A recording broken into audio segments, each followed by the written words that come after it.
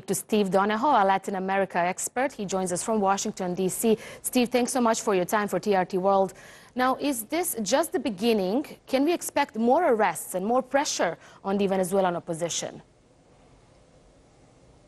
Well, we'll have to see. It does look like this is a desperate move on the part of the Maduro government to try to rein in the elected National Assembly by arresting the Chief of Staff of the President of the Assembly and the interim President of the country.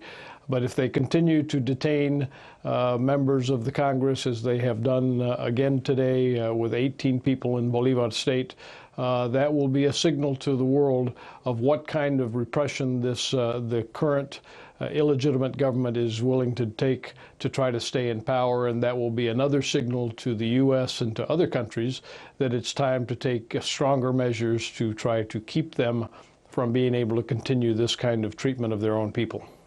Steve, can we expect more reaction from the U.S.? I mean, we know that John Bolton already tweeted saying Marrero should be released immediately.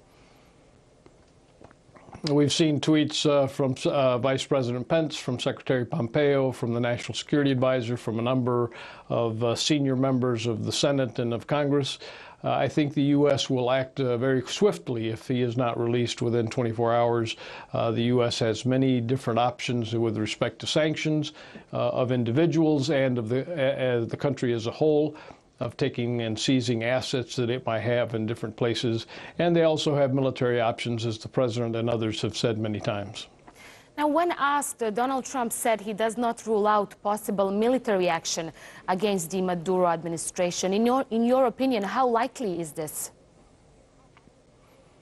Well, you have to put it into the context that there are many different options, military options that can be taken, most of which don't include having troops in Caracas or on the ground in Venezuela. There are other things the U.S. can do with standoff systems, with intelligence systems, with cyber and electronic warfare systems to be able to affect the situation of individuals both in Venezuela and their assets in other places. So I think the U.S. is being very clear that they are not done until Mr. Maduro and his team have left the country and left power, and they're willing to take those measures if they have to. And how will all these latest arrests affect Juan Guaido?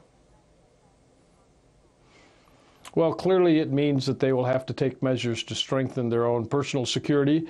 But Mr. Guaido was on the streets again today saying that he's not going to be intimidated by these kind of actions. And I think the people of Venezuela have demonstrated very clearly in taking to the streets, as they have in the last 2 months, that there is a lot more support for Mr. Guaido and the elected National Assembly and the elected representatives of the country than there is for Mr. Maduro and the illegitimate government that he currently heads. Steve Donehoo, a Latin American expert, thanks so much for that analysis for us here at TRT World.